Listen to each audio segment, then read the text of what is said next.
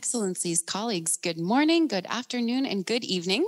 Welcome. The United Nations University Center for Policy Research, the Geneva Center for Security Policy, and the Geneva Peacebuilding Platform are so pleased to join CGIAR Focus Climate Security for their launch today of the Climate Security Observatory. We have a group of you here in Geneva in the room, and we have a large group of folks following along online. So a warm welcome to all of you wherever you are. My name is Annika Erickson-Pearson, and I am the Community Management Lead at the Geneva Peacebuilding Platform. I have the joy and the pleasure of managing a network community of practice of more than 600 individuals around the world working on issues related to environment, climate change, conflict, peace, conservation, security, kind of a whole plethora of different issues.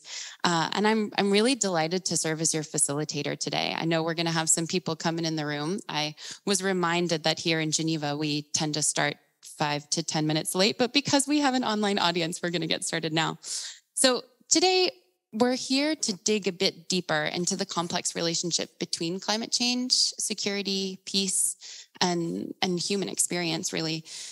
And specifically, we're here to discuss a new tool in our toolbox, which is the Climate Security Observatory. We will really get into the details. We'll have a sort of robust discussion about how that tool works. But the reason you're all here is because we want to understand how the tool will work for you and what challenges you're facing in your work today. I want to stress the importance of your participation both in the room and online, as many of the folks you'll see presenting today are not necessarily from the areas that are hardest hit by climate change and conflict. So I just want to, for those of you online, we'll be really monitoring the chat, and I'd really encourage your participation to make sure we're getting your perspectives as well. So today we're going to hear some opening remarks, especially from our host here today, the GCSP. We have Ambassador Thomas Graminger here, and we also have some other partners that will be giving some opening remarks. We'll hope to have a short keynote speech from Ambassador Gamal Hassan from IGAD, but I'm not sure if he's online yet, so we'll see. And then we'll dive into that exploration of the observatory. So before we get started, and also to give a little bit more context to why we're here, I actually want to encourage you to turn to the person next to you. And if you've already been chatting to somebody next to you, maybe turn the opposite direction and find a new person. And just please introduce yourself. Share why you decided to come to this launch event today. And for the online audience, maybe if you want to type in the chat, introduce yourself and share where you're tuning in from, that'd be great. So let's just take 2 minutes, turn to the person next to you, and then we'll get started.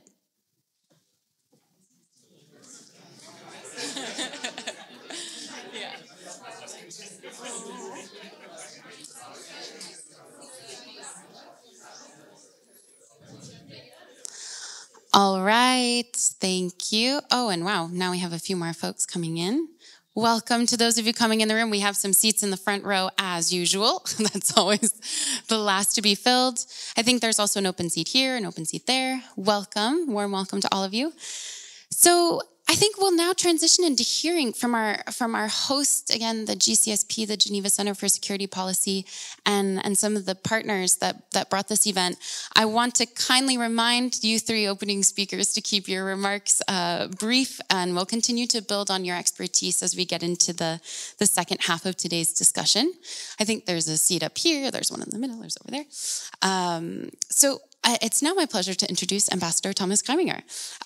He's the director of the GCSP. You may remember him as the Secretary General of the Organization for Security and Cooperation in Europe, the OSCE, where he served from July 2017 until July 2020. He's held a wide variety of leadership positions throughout the organization, as well as in the Swiss Federal Department of Foreign Affairs. And perhaps most relevantly to today's discussion, he's really been a champion for the prioritization of climate security issues over time. So, Ambassador, over to you. Thank you very much. Thank you, Annika. And I'll be brief, you will see. So, ladies and gentlemen, colleagues, dear friends, good morning. Welcome. On behalf of the Geneva Center for Security Policy, I'm delighted to welcome you to this launch of the Climate Security Observatory. First of all, I would like to thank you for taking the time despite of your busy schedules, to participate in this important discussion on how we can improve the link between data on climate security and the policy world. I would also like to thank our partners, the CGIAR, Focus Climate Security, the UNU Center for Policy Research, and the Geneva Peacebuilding Platform for this very timely initiative.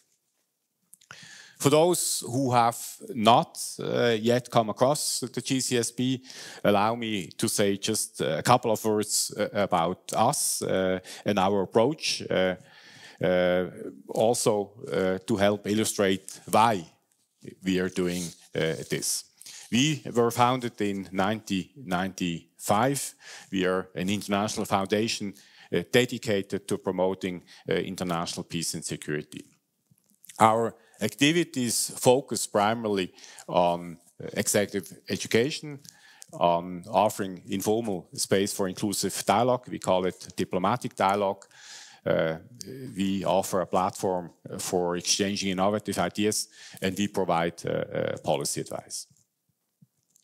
We are guided in our work by the principles of impartiality, independence, and inclusivity. In our comprehensive security approach, the GCSB recognizes climate change as an integral part of the peace and security landscape today, and in particular in the future. Indeed, we have been systematically including this issue in our various activities basically since 2000, and well before it became a standard part of any security analysis. Climate change impacts the weather, manifesting in stronger and more frequent disasters. It undermines the working of different systems such as food, energy, or supply chains.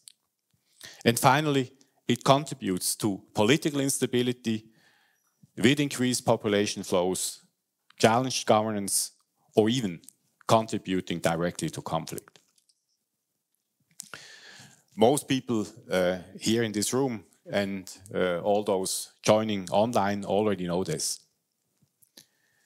But there is a lack of solid, localized, and policy-relevant evidence on how climate security challenges manifest in different geographical contexts.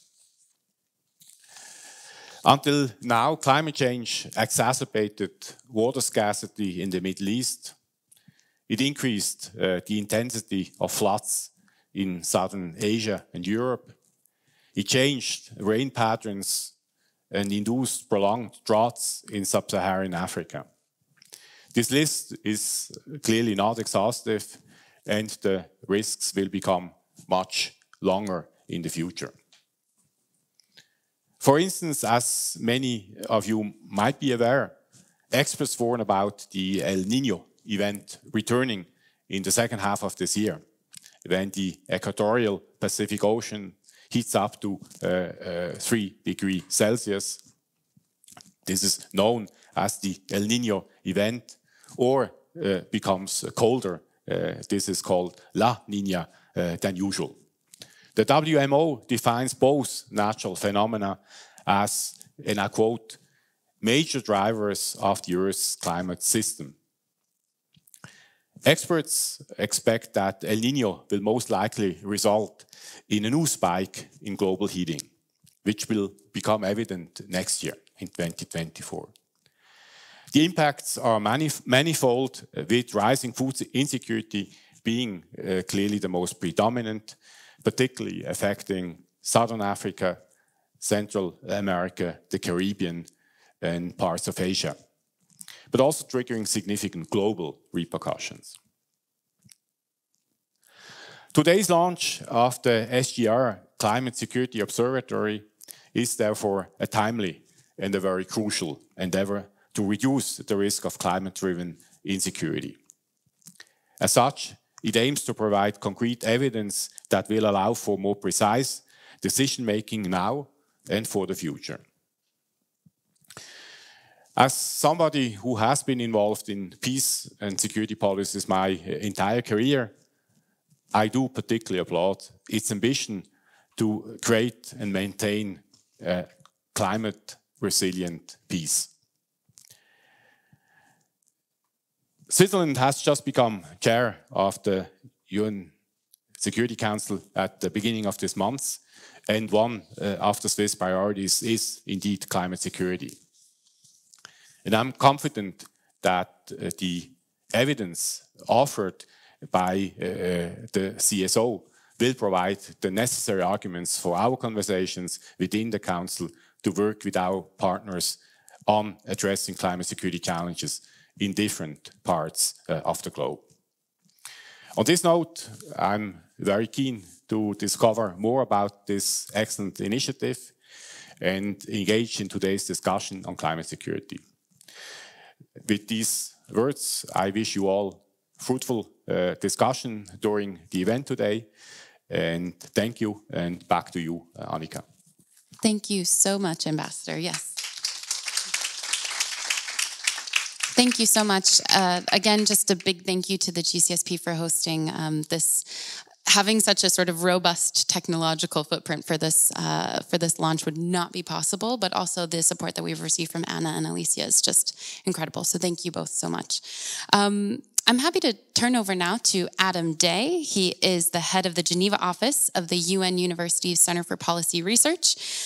He arrived in Geneva almost 1 year ago, and it seems like you've been here a lifetime. You oversee programming on multitude or various different topics: peace building, human rights, peacekeeping, sanctions, climate security, etc. So without much further ado, I turn over to you. I don't have one of these cool headsets like Ambassador Greminger, but this works. Okay, great. Thanks so much, Annika, and thanks to the GCSP. We've hosted so many things together already in this first year. It's great to be with you again, and great to be with CGIAR, who we have a partnership with as well.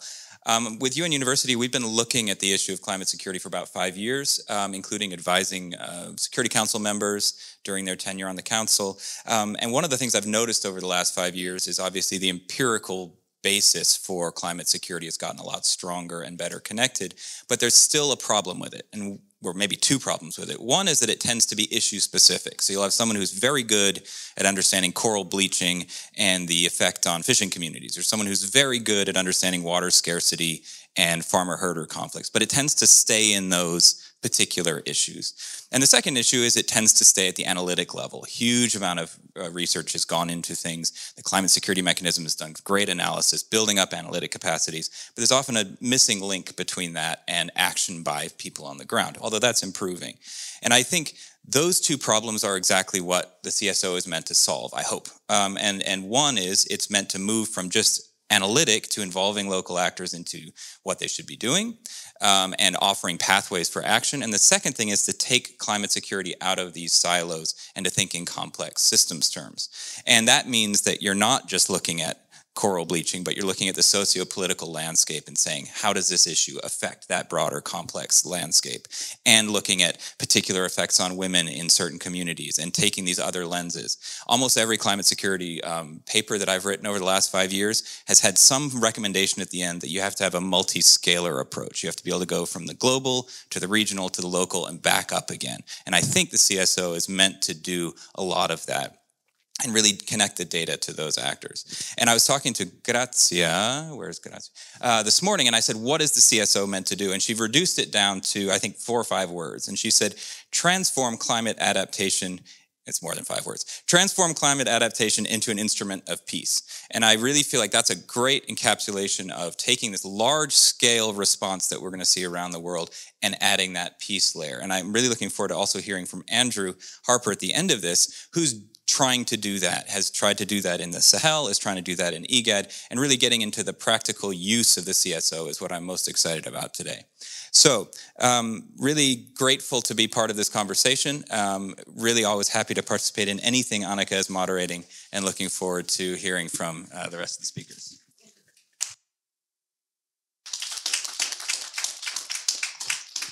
Thanks, Adam. I'm happy now to go to Dr. Ana Maria Lobo Guerrero, who is the Research Director of Climate Action at the Alliance of Biodiversity International and International Center for Tropical Agriculture, CIAT-CGIAR. I'm reading this out because I do think it is quite entertaining for those of you following along at home, the volume of acronyms that we use in this city. But very seriously, Ana Maria has more than 14 years of experience working on climate change challenges, and we're so grateful to have you here in Geneva. Over to you. Thank you for hosting us, for inviting us to come here. Ambassador Dr. Day, thank you very much for attending, for making the time to be here with us. It is very exciting to be here today. This is a huge milestone for the work that the CGIAR has been doing for the past years in relation to climate security. So, very exciting day for us in terms of launching the Climate Security Observatory. I speak also for many of the CGIAR initiatives. We have a portfolio of initiatives that are working to transform food, land, and water systems under a climate crisis. One of those, which is very close to my heart, is an initiative on building systemic resilience against climate. And the idea of this initiative is to really address the root causes of vulnerability. And we believe that the Climate Security Observatory is a tool that is going to help a lot, not only the CGIAR, but many partners around the world that are very involved in policy-making processes to really understand those root causes of vulnerability, and through that, being able to promote and implement adaptation options that can really benefit millions of stakeholders around the world. So let me start by emphasizing that food insecurity and conflict are very much aligned, very, very related. They go hand in hand. We all know that. So very important to realize that when food systems fail and people fear hunger, then conflict follows. And when conflict occurs, food systems are threatened and people go hungry. But if we add a third variable to this equation, then this becomes more complex. And this variable is climate change. When we add climate change to this nexus, then the temperature is raised not only in the thermometers, but also the likelihood of conflict and the consequences of conflict intensify. So just put this in very, very simple words. Peace should be climate resilient, and under many circumstances, conflict worsens climate change. The CGIAR has been working for many, many years in addressing climate change challenges for food, water, and land systems. And based on this work, based on this experience, we are very confident to say that we can contribute to peace building by providing the right tools, such as the Climate Security Observatory, to formulate and implement climate-smart policies. If food systems are reinforced against climate change threats, then the danger of failed food systems is mitigated, and so a potential spur of conflict is blunted. We are observing and experiencing many, many issues, emerging security issues around the world. Just think about the Sahel, and think how in Africa, farmer herders and pastoralists are competing for climate-threatening land and water. We believe that this can be eased through these climate-smart policies, and we have evidence that this can help. And this is where the Climate Security Observatory becomes really, really relevant in terms of recognizing these connections. At the heart of the Climate Security Observatory, it's the understanding that we need quality data, and also we need qualitative and quantitative evidence in order to develop these climate-smart policies, and many other mechanisms through which climate-related conflict can be avoided. The Climate Security Observatory, it's already becoming this engine, and it was already discussed for the assembly of different types of information. It certainly, and this is the vision, will address the lack of available data sources and analytical tools necessary to really understand this complex relationship between three main variables. Variables in relation to climate, in relation to socio-economic vulnerabilities, and in relation to conflict. The idea of the Climate Security Observatory is to help to inform relevant policy debates by underpinning those debates with scientific research, which is what we do at the CGIAR. The Climate Security Observatory, it's already becoming a platform through which many streams of research that are currently scattered across scientific disciplines, different scientific disciplines, sometimes, it was mentioned, working under silos, but the Climate Security Observatory will help to consolidate this information in a way that brings clarity to decision makers. Something that I would like to emphasize a lot is that this Climate Security Observatory is not at all a CGIAR tool. We don't perceive this tool as ours. On the contrary, this tool has been built with the heavy involvement of its users, because otherwise it is never going to be able to be successful. And these users are people in position to make decisions that shape policy in relation to reducing these conflicts. The vision for us is that when the data and analysis that will be provided through the Climate Security Observatory are out there, it will be very easy and natural for policymakers to use it. This is what we want to see happening. We want the Climate Security Observatory to become a tool to feed scientific evidence into the decision-making processes on a daily basis of many people. We really see tons of potential for policymakers to getting involved in these kind of science-based platforms, such as the Climate Security Observatory.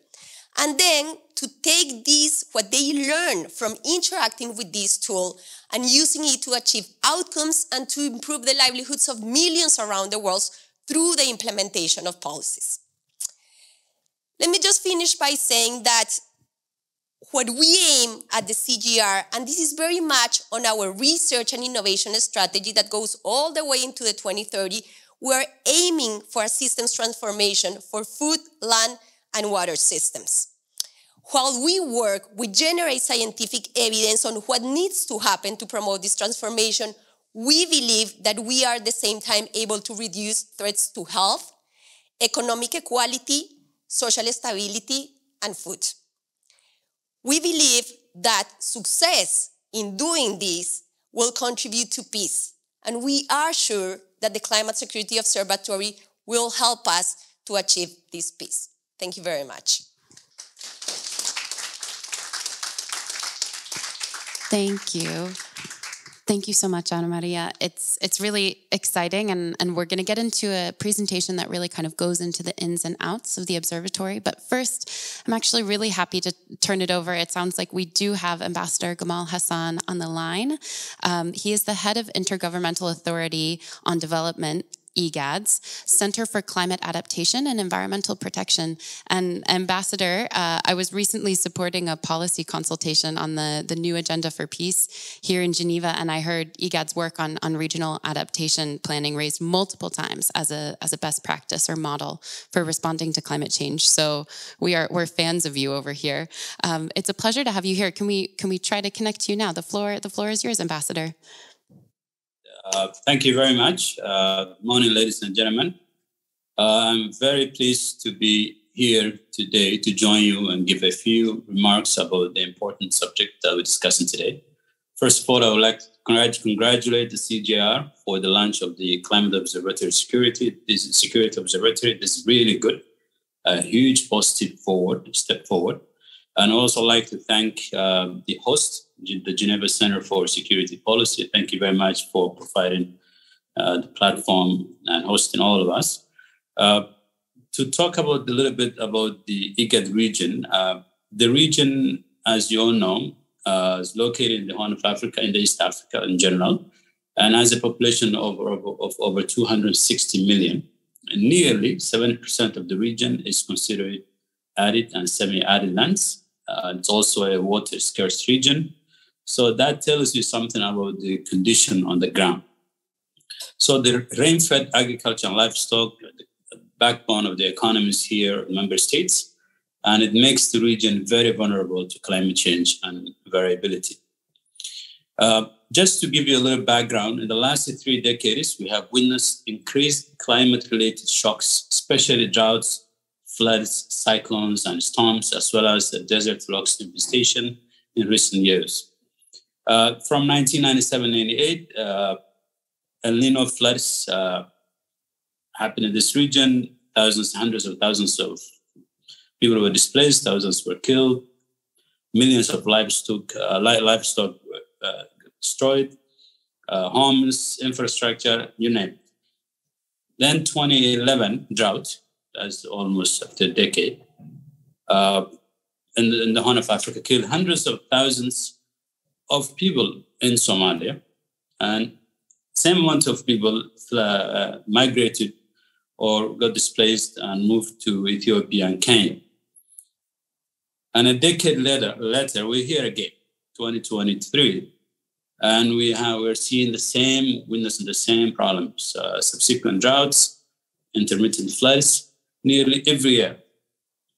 So the region is suffering from this cyclical back-to-back climate-induced crisis.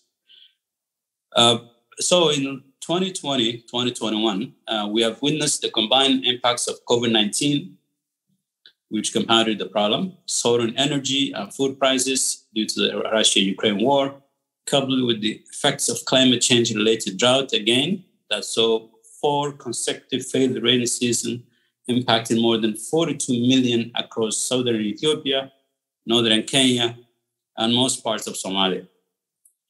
Again, the year 2022 and this year 2023, we see the situation getting dire, with the 5th consecutive failed rainy season, putting parts of the IGAD region on the brink of famine.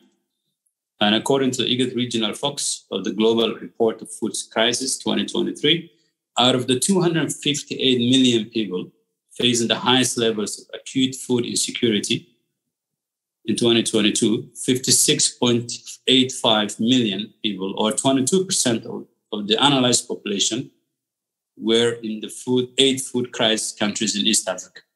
So I'm just giving you these numbers to put it into context. The situation we're dealing with, the geography, the nature of the land, climate, all that put together. So you have a very serious issue there.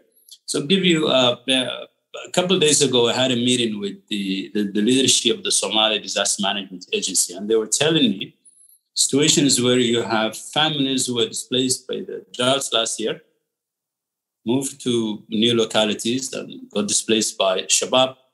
And then again, a few weeks ago, they were displaced by the flooding. The same families, the same communities, for the 3rd time in a row within 12 months. And given the projections we're hearing from the experts, next year, most likely we're going to see the same drought and same problems coming back, unless we do something about it, or at least help prepare people build the resilience. So therefore, the climate crisis is threatening the peace and prosperity of the region by heightening existing tensions within and outside individual member states. So when these communities move from one location to another community that's already feeling the same issues, face crisis of drought, their coping mechanism is getting weakened by every year, by the droughts that happen every year, there is a possibility for conflict. And as you know, social scientists theorize that climate change is a conflict multiplier. It is indeed. We have seen that. We have done the research. It is a conflict multiplier.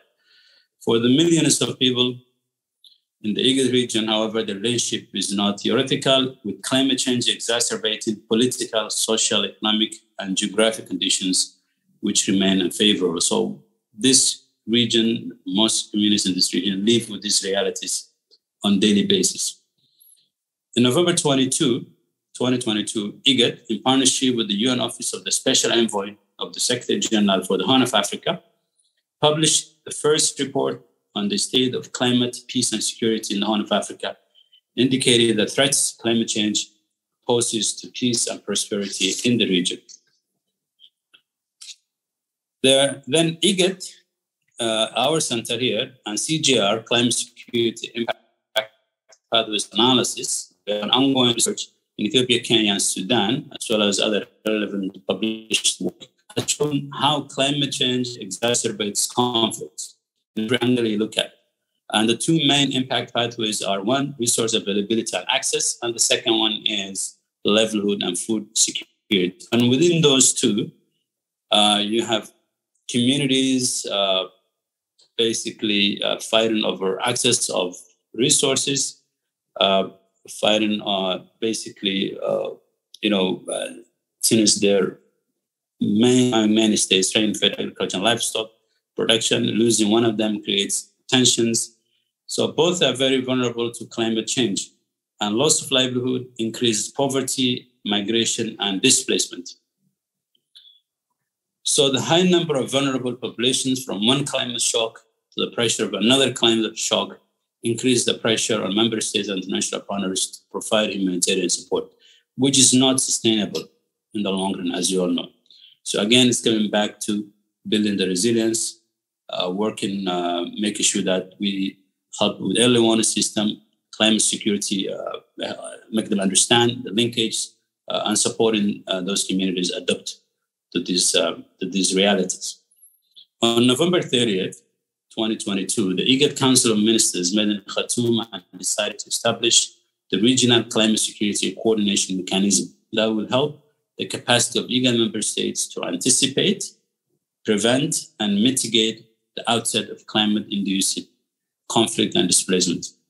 This happened as a result of many reports and stories coming out from member states, all related to climate-induced conflict in one way or the other.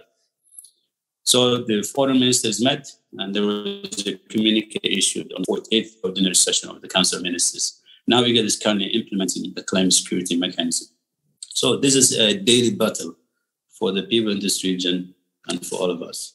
In line with this, IGAD Center for Climate Adaptation and Environmental Protection is currently developing a regional adaptation strategy that embeds climate security context to resilience so that climate change undermines peace and security. All this progress made towards IGAD Regional Strategy 2021, or the Sustainable Development Goals, or the Agenda 2063, just to make sure that we adapt to this strategy, to this situation. We're putting together a strategy for the whole region. And finally, to strengthen the response, IGAD is building on its comparative advantage and making the best use of its convening power across climate, peace, and security to coordinate and move together with all our partners in support of our member states. So we deal with the issues I mentioned above, which we can go into detail one by one. It will take days to actually cover all these topics. So that's what we're doing here on the ground. I'm really happy to see that Andrew Harper is going to be there as well. He was with us recently in the region and seen that firsthand, visiting some of the climate displaced communities in parts of Somalia and Kenya. So I'll be happy to listen to Andrew's remarks as well. Thank you very much. Thank you for inviting us, and thank you for your time, listeners. Appreciate it. Bye. Thank you. Thank you so much, Ambassador. Thank you so much. It's really helpful to kind of sit and ground this context. We know that the relationship between climate change, conflict, and peace is inherently complex. And I think one thing we're increasingly trying to recognize and work with here in Geneva, as we've heard from so many of you who are following online. I see we now have 137 folks following online. So many of you who are living in places affected by conflict and climate change have shared so concretely that that complex problems require collaborative and multi-stakeholder approaches. And that's exactly what you've just described, Ambassador. I know that life experiences are simply just not siloed into separate boxes. And so I appreciate all of the speakers we've had so far really modeling what that sort of collaborative approach can look like.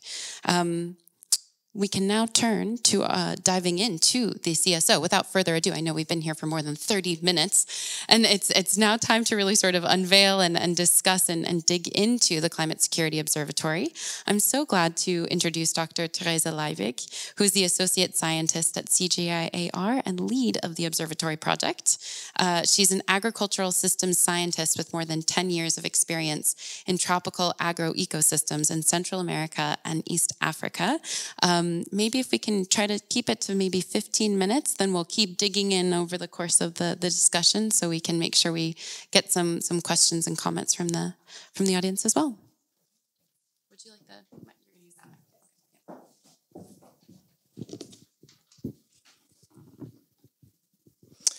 Yeah, welcome everyone also from my side. We are very, very exciting today. Myself and our team, so this is the first time that we present our observatory to the public. So thanks everyone for being here, both virtually and personally as well. So yeah, what is the CSO? The CSO is an online dashboard as a decision support tool for addressing a range of different actors working in the intersection of climate and conflict to understand and respond to climate security related risks. We provide national and subnational climate security related analysis with the ultimate goal to mitigate climate security risks and hopefully also contribute to climate resilient peace. Throughout our observatory, we have 4 lead questions. How does climate worsen the root causes of conflict? Where are the most vulnerable areas to climate-induced insecurities and risks? Who are the vulnerable groups to climate insecurity that need to be targeted? And what needs to be done to break the vicious cycle between climate and conflict? So you might now ask yourself why there's a need for yet another platform. So different platforms on similar topics might seem very similar at first sight, but actually if you look into it, they differ in different aspects. First of all, their thematic focus, but then also the target audience and with that accessibility to the platform, but then mainly in the methodological approaches. So it has been mentioned already before by previous speakers that there's a lack of evidence at different geographic levels. So there have been a lot of studies done research on climate security, but most of the studies focus on a specific country or specific area. So that's the first gap that we're trying to fill. Secondly, that was also mentioned already by Adam, I believe, there's a need for an integrated systems approach. So what we found in latest meta-studies in climate security is that we really need to try understand the nexus with different methods and from different perspectives. And most of these studies in the past have been relying on an individual, either qualitative or quantitative approach. And lastly, also the way how scientific knowledge is translated or made policy relevant is also an issue. So in the past, often policy debates around climate security have been misaligned with what is said in research. So the way how the community in climate security interacts with scientific knowledge also needs to evolve. So these are the gaps that we are trying to fill with the CSO. Some few words on our approach. So what we really try to do with the CSO is to create a multidisciplinary platform, and that applies both at the data and methods level. So we're using a diverse set of data sources, both qualitative and also quantitative. And we are also using a set of different traditional and innovative methods. Then also at the user interface level, we try to find ways of visualization of the results that speak to a broad audience. And then we try to bring all these different data streams together to form a more comprehensive picture of the climate security nexus. Okay, so without further words, I will jump right into it. So this is the landing page of the observatory. We have again here our 4 lead questions. How does climate worsen the root causes of conflict? Where are the most vulnerable areas to climate-induced insecurities and risks? Who are the vulnerable groups that need to be targeted? And what needs to be done to break the vicious cycle? From the landing page, we can go into the homepage from where we can access the country-specific analyses. Just before I go here, we have a set of social media tools on the homepage on the right-hand side, We have a Twitter feed extracting all Twitter conversations that carry the hashtag climate security. And we have here on the left side the Climate Security Dialogues dashboard. This is a dashboard that monitors Twitter conversations and soon also news media content over time. So here we have information on people that talk about climate security, geographical locations, organizations, as well as all kinds of terms that are related to climate security. So this dashboard that was already launched last year at the Berlin Climate Security Conference. Now going into the country-specific analysis, we are going to use Kenya as an example.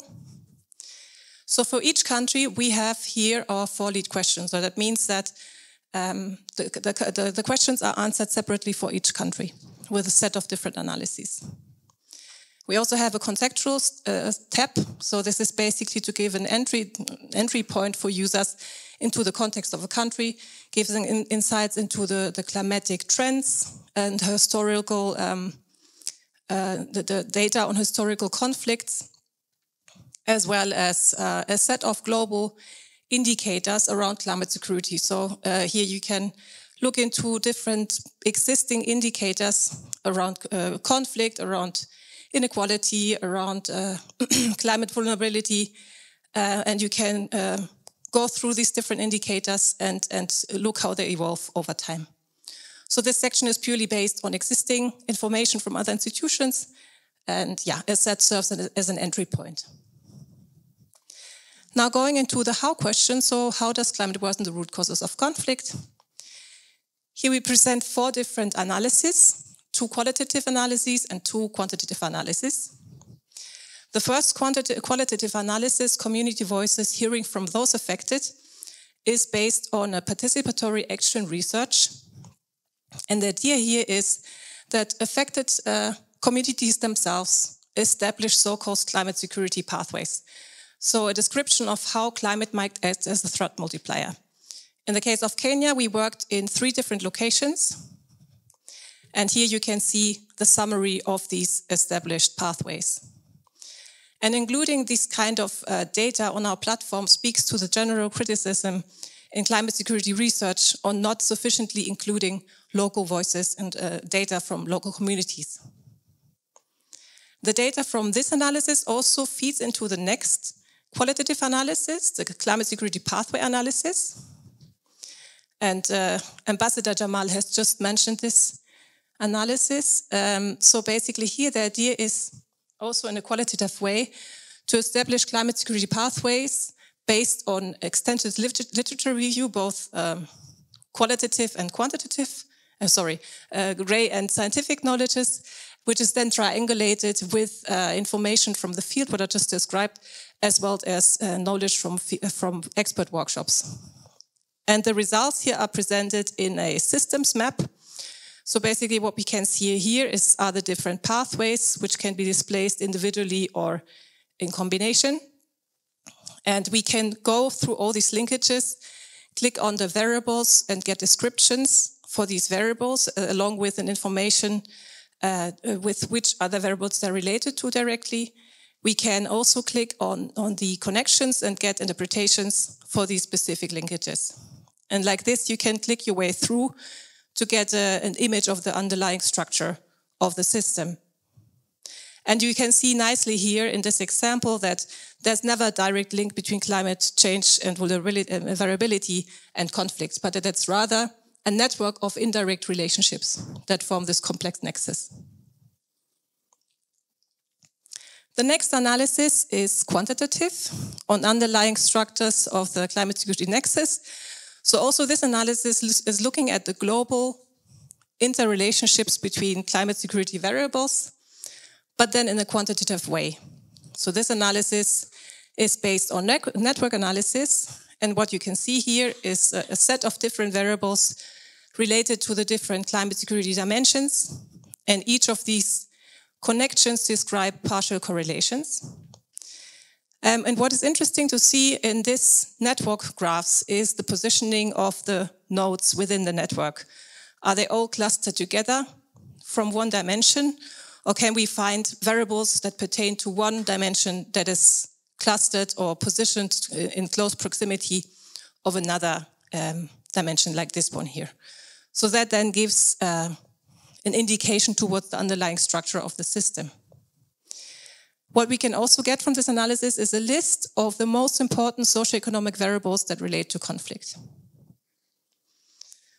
The last analysis, also quantitative, is now not looking anymore at the global linkages, but specifically at the links between climate and conflict via highly localized food security and food prices. So the results are presented in a similar way as the pathway analysis.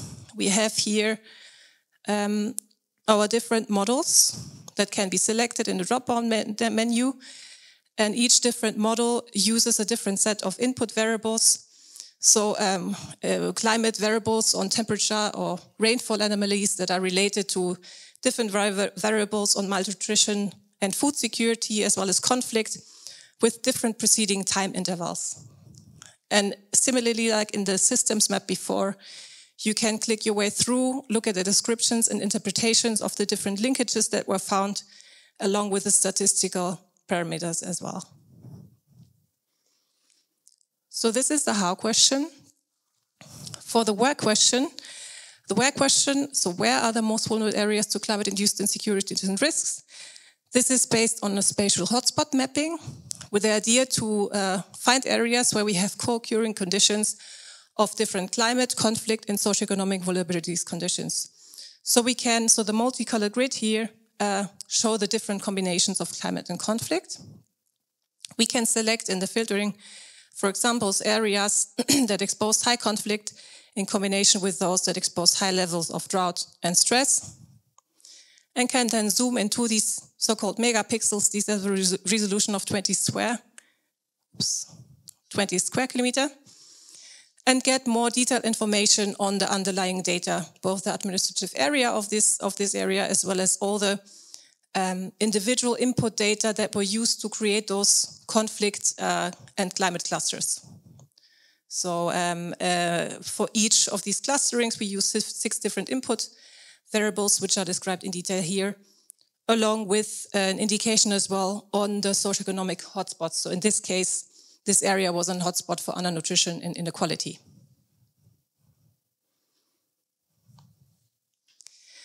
The who question, who are the vulnerable groups that need to be targeted?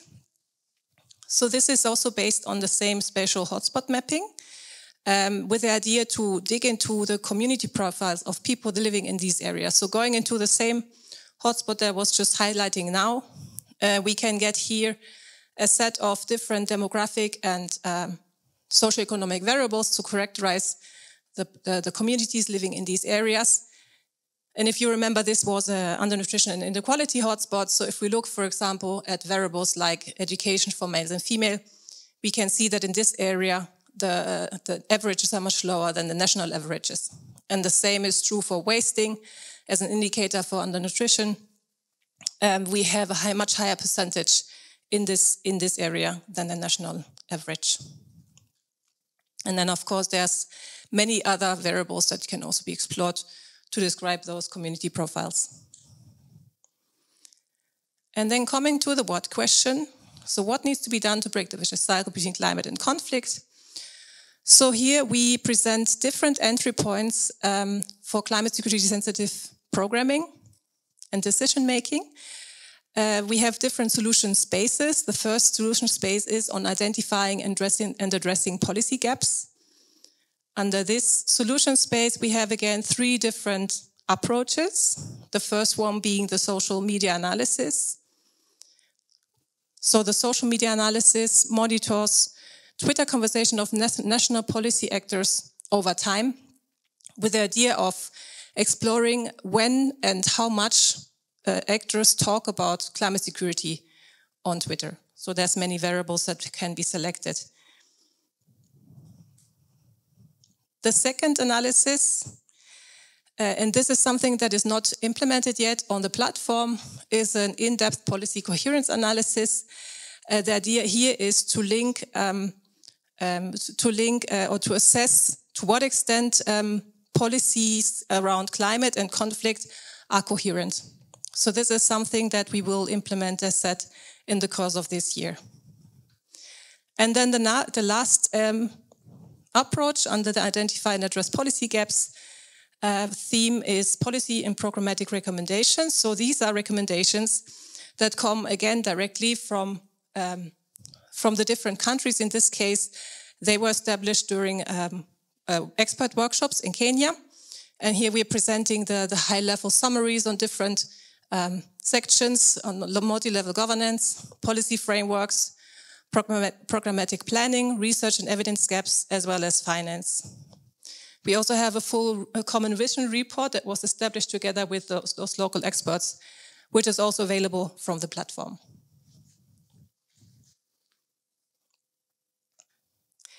The next solution space is on designing peace-responsive climate action programs. So this is a standalone tool that will also be launched in the course of this year. It's called the Climate Security Sensitivity Scoring Tool, and it aims at practitioners that are planning an interventional project around climate action to assess to what extent their planned intervention is climate security sensitive. So it's a two-step process. In the first step, the user can identify the area where the project is planned, and contextual drivers are established for this area, which are then mapped to so-called environmental peace-building mechanisms to identify what mechanisms should be targeted in that specific context. And then the second step, the user scores for each environmental mechanism and sub-mechanism to what extent their planned intervention contributes or not. The final output is then mapped together, step 1 and 2. So those mechanisms that should be targeted depending on the context versus the ones that are actually targeted in the planned project to identify depths and needs for improvement.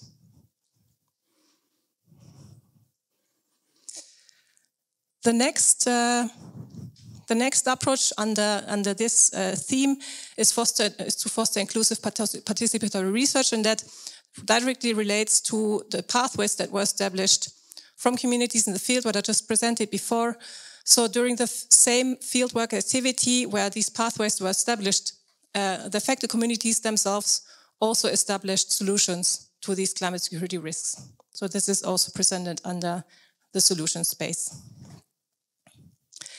And then the last solution area, and this is also something that we will still implement this year, is to establish a database for actor and interventions. So an actor and intervention mapping to help users interact with different actors at different levels from local to national and international scale, which then should also help for planning and programming.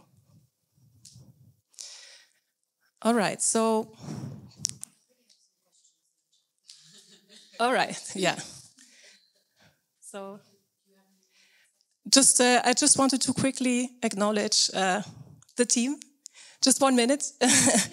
The team that is behind the CSO. Without them, this would have not been possible. First of all, the analysis team. We have quite many. Oops, no, the subtitles are on. Then we have a management team as well as the platform development, so the engineers and the front-end engineers and designers, as well as several collaborators that had helped on the way. And lastly, I would also like to thank a couple of organizations that had helped us in shaping the observatory during user workshops. Thank you very much.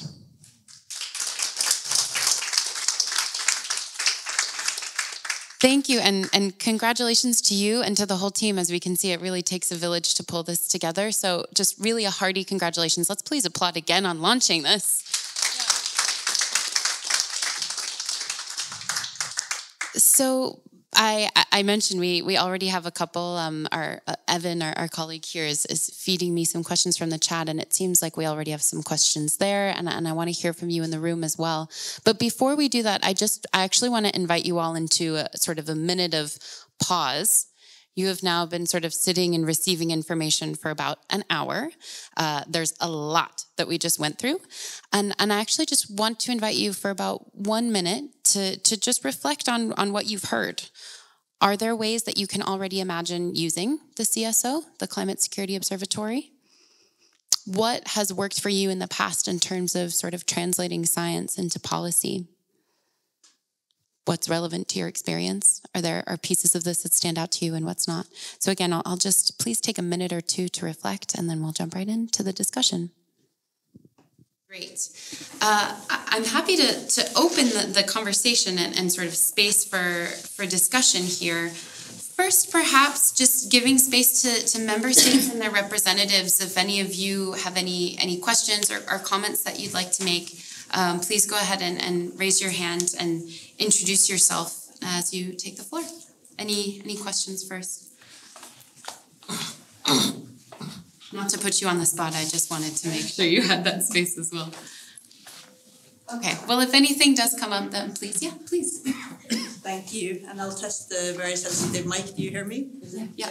So I'm Lena Esklund from the Norwegian mission, and first of all, congratulations. This looks very, very interesting, and I look forward to looking at it. I'm assuming the page is live and can be looked at soon. My questions are, I have two questions. One, this seems to be a very interesting snapshot of the situation now, but it'd be interesting to hear what your plans are to maintain it, to make sure that it will continue to be useful for the coming years.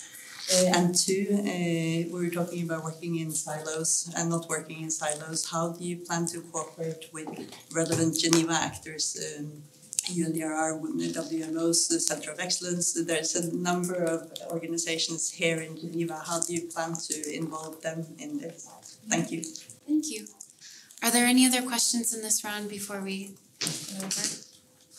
So that actually builds on, there was a question in the chat, how often is the CSO data updated, considering that some of the qualitative data is most likely survey data, which is cross-sectional. So why don't I, and by the way, we also have Gracia Piccio here up on the stage from the CGIAR team, and all three of them will sort of be your expert panel. And if maybe for each response we can keep to one of you responding so that we can churn through more questions. I already have more here. Please go ahead. You don't need the mic. Yeah, maybe I do the first question. So on sustainability and also updating. So one way as in the midterm and long-term plan for the CSOs is to involve the different countries themselves, and that was also the plan from the beginning. It's a bit of a technical challenge, but the idea was that the different countries would manage themselves, the CSO, and at some point also be able to run the analysis themselves. Because as Anna Maria said before, we don't want to own it. This is the first version, and we will continue engaging with users because it's very difficult to find to meet the requirements for each different user from different countries, different contexts. And we've been running user workshops to understand what their needs are, but we need to do much more. So this is the first version, and the future versions will then include more components, different countries, maybe different data sets. So that is also useful for the different users that we're creating this tool for. In terms of data update, it depends on the analysis itself. Some are real time. The social media analysis, for example, this is just sourced all the time from Twitter data. Other analysis, we have to decide what is a useful time frame, and that's also something that we try to establish with users. For example, the spatial analysis and the different climate variables, depending on the topic as well. If it's for livestock, then probably it's more seasonal data that is relevant. So it depends a bit on the topic, but we were planning for maybe once or twice a year for the spatial analysis. And then for the qualitative data, that depends on data availability. So some of the data we are creating ourselves. So for example, the ones from the field, but this is, I don't know at this point if we're planning to repeat this exercise, but data that are used, for example, for the modeling that come from surveys, there we depend on the update frequency of the data sources that we are using. And then there was the question about sort of working together with the sort of Geneva ecosystem and some of the other institutions here.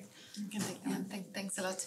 And thanks a lot for coming. For those of you who don't know me, I'm Grazia Pacillo. I'm the senior scientist at CGIAR and co-lead of the CGIAR focused climate security team. So very, very nice to meet you all, and thank you again for coming. So yes, the point of the CSO is that, as Anna Maria said, we don't want it to be a CGIAR tool. This is the point of departure, but we want to be as inclusive as possible because, as we know, the climate security nexus doesn't mean anything if there is only data-driven analysis or if there is only one voice driving the conversation. It has to be a multiple dimension, multiple stakeholder type of discourse.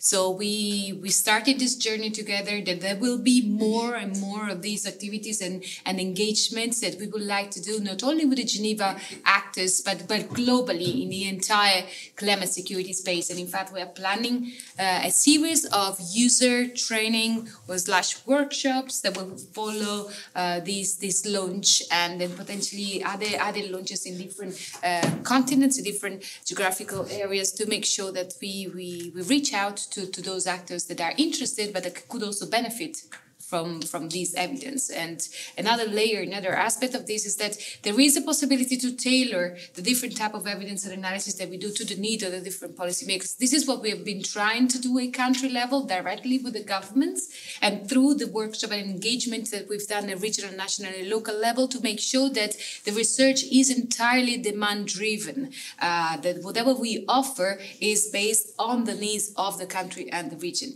And this refers primarily to those countries where we are working on, the regions where we're working on, but also to those actors and policymakers that act at global and regional level. So I really welcome any feedback, any interaction from your side as well, to understand better what the research needs are, what are the evidence needs that could inform the operations of countries, member states, and organizations such as yours. Fantastic. Thank you. I'm happy to open the floor to others, and that's including the online chat. I already have a couple of questions here, and I just want to name, again, folks following us virtually, please do type your questions in there.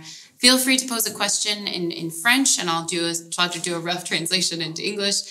My Spanish is bad, but we can figure it out if you want to pose a question in Spanish. But I'm also happy to open the floor here. Are there any questions or comments in the room? Again, sort of questions on the functionality of the tool, but also maybe comments already on how you are translating sort of science into policy, or how you might see yourself using this tool. Yeah, please. And introduce yourself as you take the floor. Yeah. Thank you. Hi, I'm Fleur Hayworth, and I work on gender and inclusive security, and I'm also managing the International Gender Champions Secretariat. There's a lot of interest from leaders within Geneva and more broadly to close the gender climate gap, to really see gender equality as a tool, a lever for accelerating more sustainable climate action. I'm really curious about your policy platform, about identifying where the policy gaps are and how those gaps can be closed. And I see that as quite a big sphere of influence here in Geneva as to how can we work on more effective policies. And I'm just curious about how far that analysis is going and what kind of recommendations you're going to get to. So does it go as far as human rights, or does it go as far as, I saw you had economic indicators, capacity building indicators. So yeah, how could we translate that, and particularly into the mechanisms here that we have? Is there a way of feeding that in very concretely to the decisions that are made here? That actually pairs well with the question we just received online, which is, I wonder how justice is addressed and considered in the platform as a central component of peace. Thanks a lot for that great question. And just to say, I'm very, very happy to have a supporter of the gender issues here, which I believe everybody is. And just that we have case studies specifically on gender that will also feed into this policy discourse that you mentioned before. So on that, on the policy gaps, absolutely. So what we've done so far is to run policy coherence assessments for all the 11 countries that are at the moment in the CSO, in the Climate Security Observatory. And the policy coherence assessments are really aiming to understand whether the climate security nexus is present in the selection of policies. These can be policies at the national level that focus on agriculture, climate, socioeconomic risks and vulnerability, including, of course, the gender discourse, and conflict and security. So national policies, but also regional policies when appropriate. So the policy coherence assessments are already available on the CG space. It's called, this is the website that we use for our research. So public, so you can access it for all of these 11 countries. But also the next step of analysis, the next part of the analysis that we are going to run is an institutional and governance analysis to really move forward and understand what needs to be done in the arrangement of this different institutional and governance in land, water, and food system space to make sure that this change in policy happens. So to the question on the how do we make this happen?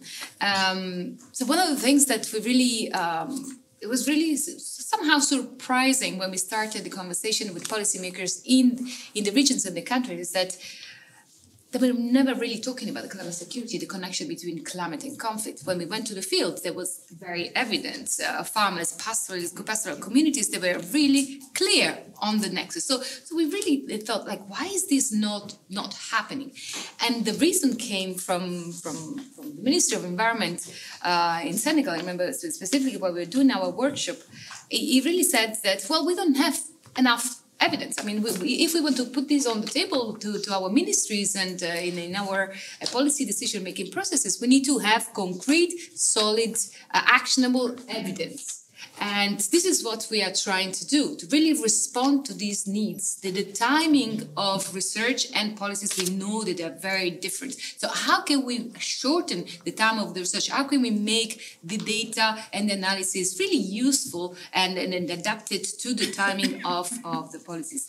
And we started these activities and this sort of engagement at the country level and a regional level, and we will also we obviously aim to do this at global level with the entire climate security policymaking community, but this is a process. And in fact, I mean, this is also what we would like to hear from you on how we actually make this step in the Geneva space, but globally for the entire climate security space. How do we actually contribute to the policymaking, to transform the policy-making, decision-making process? Thank you. Just to address a little bit your question in relation to gender. So in one of the CGIAR initiatives, the one on climate resilience, on building climate resilience, which is where this climate security work is mainly housed, even though it's also operating through many initiatives happening in the CGIAR.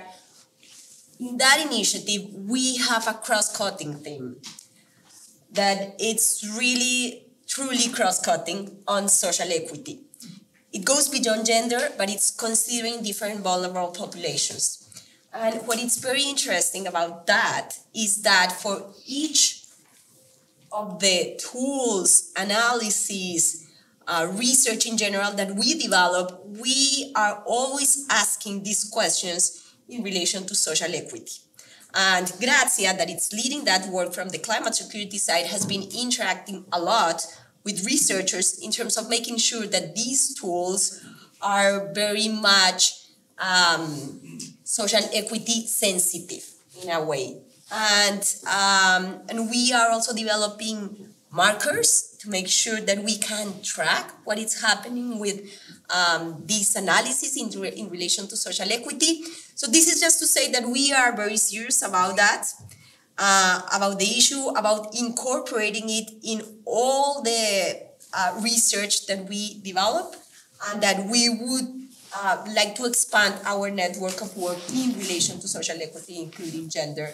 And this is an invitation to continue working on that. I'm going to take maybe a couple questions in the room and then read a couple. We have maybe 5-10 minutes max left, so we'll group a bunch of questions and then get a group of answers. So, did you have a question? Okay. I'm Lars Bernd. I'm working for UNICEF at the moment, and congratulations. It's really impressive. I think it's in the same vein of what has been mentioned before. I think the main issue for me is the sustainability and the integration with what exists. So my piece of advice would be really to spend a lot of time in identifying the local actors, I mean the national actors, and be, I mean, very systematic in that. I mean, of course, you have the UN, you have the NGOs, you have whatever, and really make sure that you find the right people to talk to. I mean, supposedly, you were referring to UNDRR, there would be some kind of a national platform to look into disaster risk, which should include this, not always working. But I mean, there might be any kinds of networks. And very often, I mean, it stays maybe at the regional level, it moves a bit closer, but still not at the national level. And then just take all this myriad of reports. I like that you had all these indexes there. I mean, fragility index, whatever. I mean, each organization somehow has now some kind of agenda for risk-informed development or programming or whatever you want to call it. Just dig it out and help even the UN country teams to get going on resilience. I mean, some countries have nexus working groups. Sometimes they work, sometimes they don't work. But they should know that stuff. I mean, then it becomes relevant. And I'll stop here. Thanks a lot. Great going. It's really the sort of leaning on each other. Not each person doesn't need to reinvent the wheel, but to really create those spaces of integration. Yes, good morning everyone. My name's Liz McLeod. I'm a surgeon from Melbourne and I'm here with some colleagues from the Harvard Program for Global Surgery and Social Change. We're starting some work in this space and I really just would like to be a voice for the Pacific. As you all know, I'm sure the Pacific is highly vulnerable to climate change due to the high frequency of natural hazards, mainly geohydrological, and the vulnerabilities that are attributable to many small island states. So while we're not in a setting of overt conflict, many PICs are well entrenched in a cycle of fragility due to the frequency of exogenous shocks, and this is increasing. So the impacts of climate change are being deeply felt already in the Pacific, and we have a number of states who are looking at needing to relocate their entire populations under various heating scenarios, possibly within the decade. So my question, I guess, is around the metrics that you're using for the platform, because some of our countries are now classified as upper middle income, so they're less attractive for donors for development and humanitarian assistance. And metrics such as the Gini and GNP or GDP and also the Fragile States Index don't capture what's happening in the Pacific. There's a huge lack of data and around specific vulnerabilities of populations and also climate-related data. And I promised to do a short intervention, not like folks up the road, but just to build a case for health security, particularly in the broader sense of human security, as a critical mechanism for building resilience and the urgent need to incorporate this into disaster risk reduction and climate change policies. Thank you. And I may actually jump on that. There are a couple of also sort of more data and regional questions that came through in the chat, so I'll maybe add those on. One is, when do you expect to populate the observatory with data related to the Arab states? And another question comes from somebody from the Union for the Mediterranean, wondering how their national partners, governments, CSOs, research partners, etc., could contribute to and benefit. So it seemed we have some different sort of regions, and each region has such a specific context. And so what's the best way of sort of making sure the data is up to date, but then also maybe connecting and partnering to support that? Is there maybe one more question in the room to add to the bank? Yeah, please. Yeah, so I'm Rashid Jinjinwal. I'm also from the surgery side of things. I work with the Harvard Program of Global Surgery and Social Change, and I'm really grateful to, first of all, see an entirely female panel. This is the first time I think I've ever seen that, so I love it. Yeah. And then it's short, but I just wanted to ask, I love that you have community-based participatory research as a core for some of the data that you include. I think as a non-quant person, I love to see that. But I'm wondering, do you have plans to incorporate more like LMIC, MIC, country participants in the design team as well? Like, do you have that voice both in the data, but also in the structure of how you are planning to continue the longevity. And I think that goes to your point about sustainability, having voices in all levels of the tool. So. Yeah, thanks for your question. I think there's two ways how we are addressing or making sure that it's really used by local actors and that it stays useful. So as a starter, so something that we would need to be doing with existing platforms is to kind of create a common report to really show different users what tools are there, what are the differences, what are the similarities, and what are the different use cases for these different tools. And like that, we also reach more people, because if we include different institutions, some of them might be known in some areas or some user groups, and then we also make sure that the knowledge that we are creating is distributed. But secondly, also, as said, this is the starting point. We now launch for the first time, and we now start to run country-based and general webinars and workshops to train people. But it's not only to train and test the platform, but also to further understand what the needs are in the different countries. So as said, we will start with Kenya, Senegal, and Guatemala to run country-based workshops, where we then also will dive into the different analyses and the content of these analyses.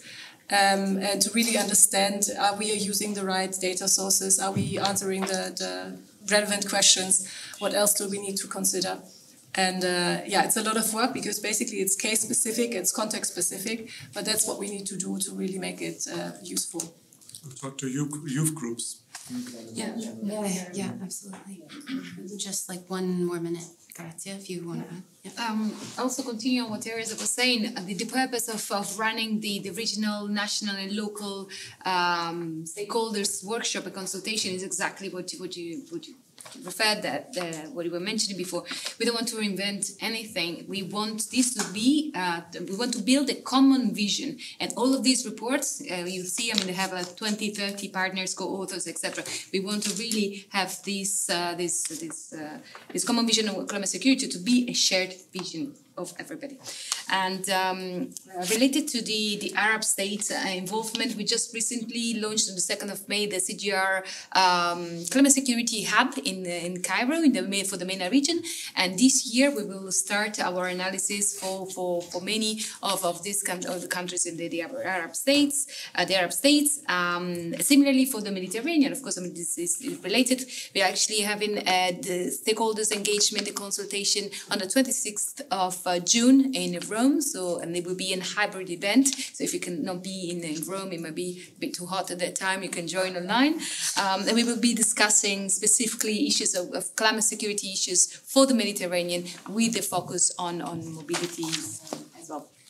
So, yeah. On the human security and health that we mentioned before, this is precisely our approach. We don't look at those conflicts, civil wars and the big international politically related type of conflicts. We really look at the broader sense of the security, the human security perspective. So that's certainly something that we are trying to work more as we move forward, as well as including and integrating other countries that are not the usual suspects in terms of climate and conflict fragility. So we are starting with these 11 countries, but we are expanding to another 16 in another in the next 3 years, and up until 2030, who knows? We might even go beyond before the 2030. So yes, we will do that as well. Thank you. Thank you three for fielding our question.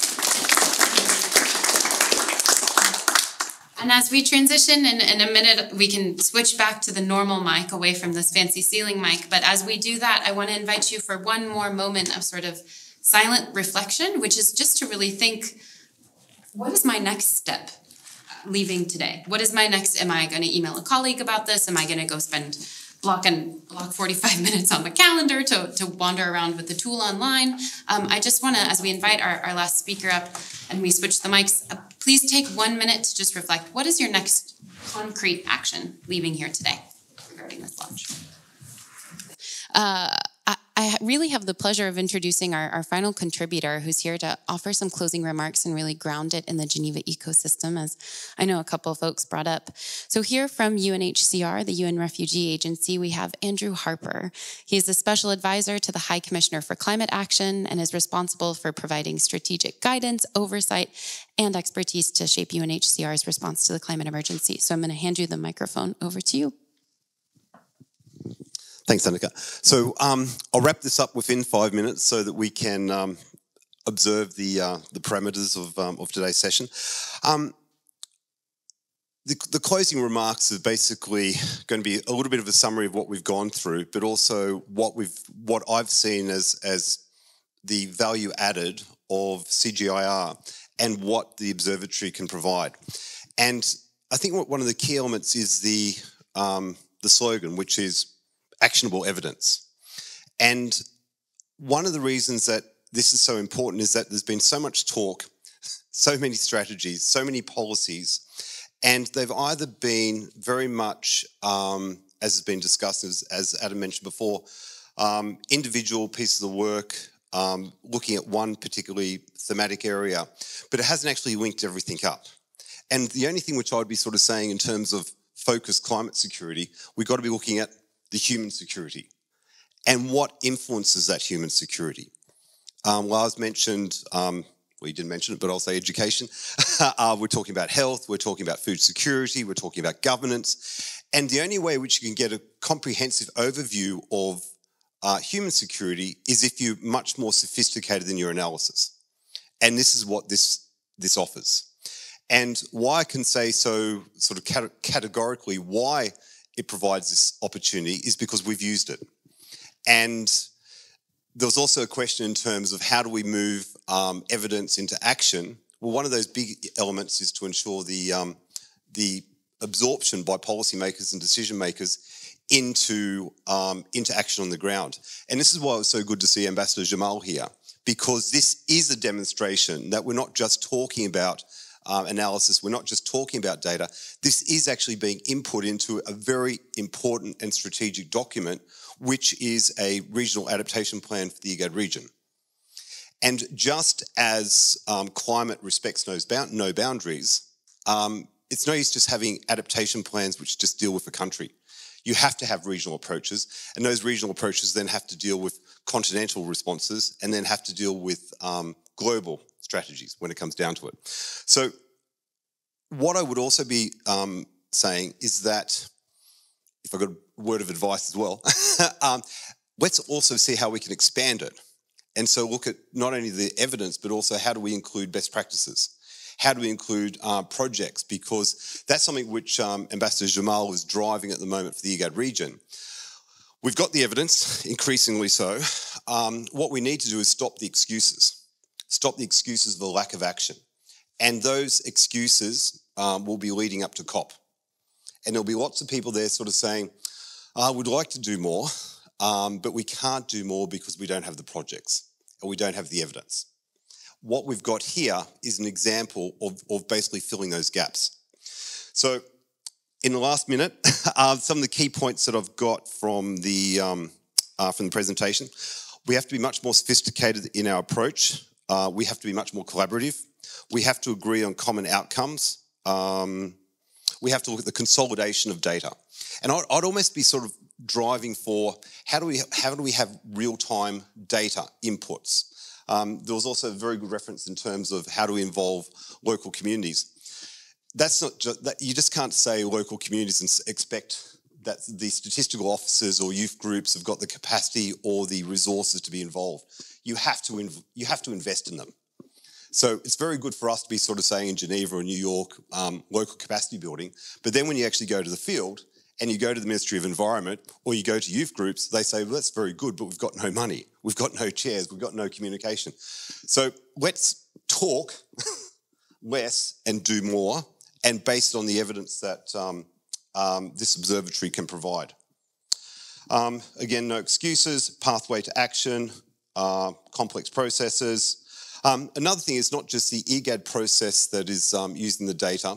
We're now using, and this is how we can continually calibrate the data and information we've got here. So UNHCR is developing, in support of the regions as well, our own climate adaptation plans. And so what we're doing is just adding the locations of our refugee and IDP, not ours, refugee and IDP locations overlaid with the data that you've got.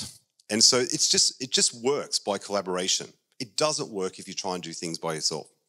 So apart from that, thank you, congratulations for everything that you've done. I've got so much confidence that this is just going to be an anchor for how we move forward to, as you were saying, to make actionable evidence and turn evidence into action. So on that note, thank you, and it's closed.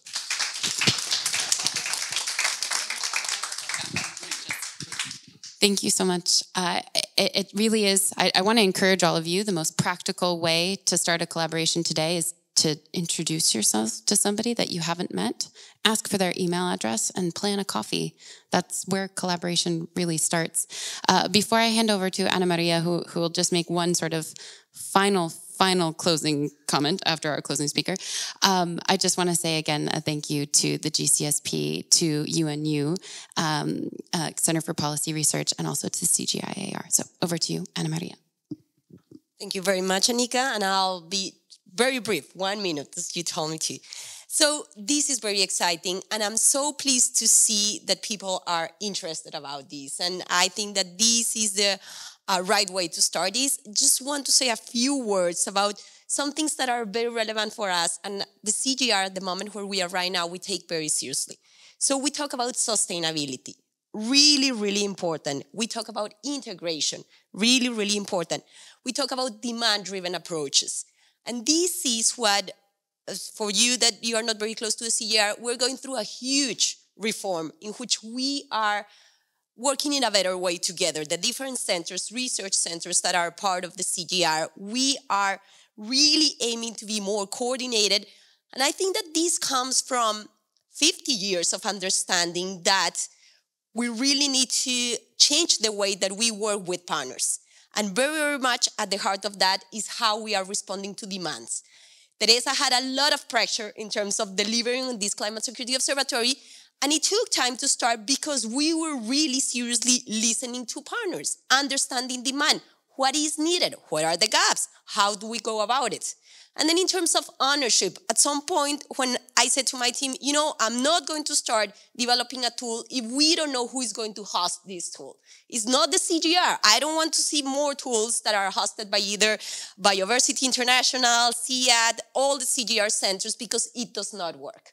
So this is just to tell you that we are really up to the challenge of making sure that these things are very much demand-driven, that these things are housed in the places that they should be so that there's sustainability over time, and that we are ready to listen to you. And these events are very important for us because this is the way that we understand better where are the gaps, where are the demands, and then operate and act upon that understanding of what is missing and what from the research side, from the generation of evidence, we can do to contribute to so that you can make your work better. So with that, let me thank everybody, our hosts. It is wonderful to be here. This is not the end, by no ways. This is the beginning of a journey that today was a very, very important milestone, but we are going to continue doing this to make sure that this is really fit for purpose and that we are seeing those examples happening on the ground in terms of policies being implemented and going all the way into reaching the vulnerable groups that we would like to reach. So thank you very much for your time being here, and let's keep in touch. Thank you.